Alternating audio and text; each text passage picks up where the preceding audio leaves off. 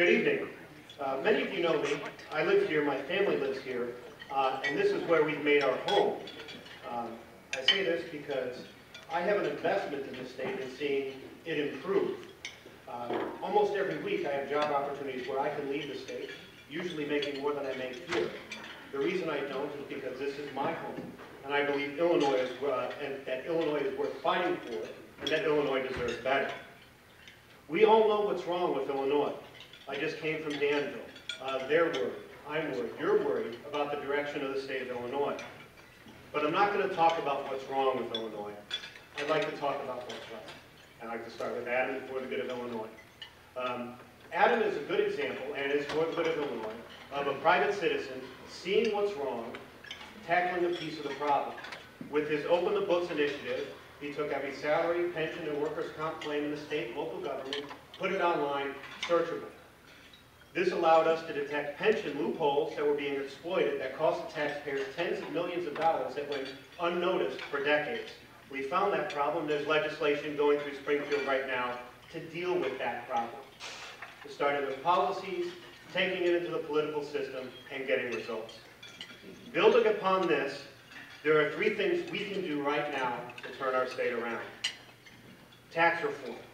Not only can we repeal the tax hike, we can bring down fundamental tax reform so that our businesses have the stability they need to make their decisions for the future, so that they can invest in our communities, invest in creating jobs.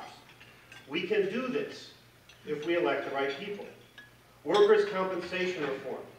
It is a huge expense, and more importantly, is a huge competitive disadvantage that the state of Illinois has with our neighboring states.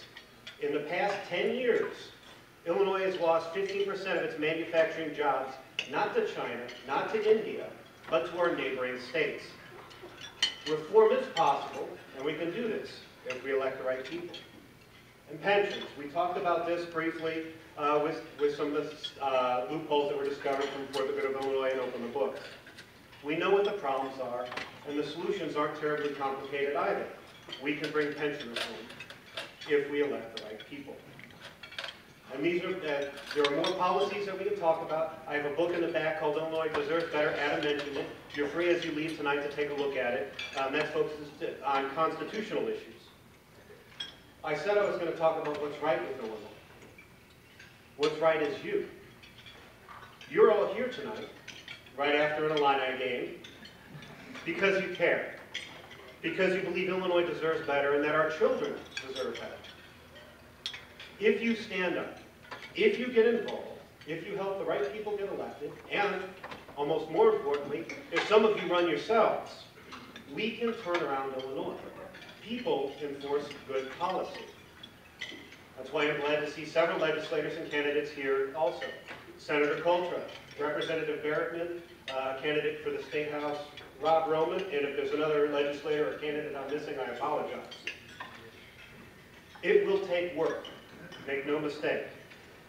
But together, building on some of the foundations Adam has done, some of the policies that are already out there, we can and will turn Illinois around, because Illinois deserves better.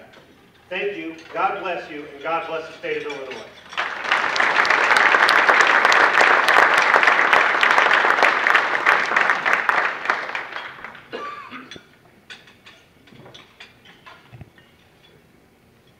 Well, it was last November.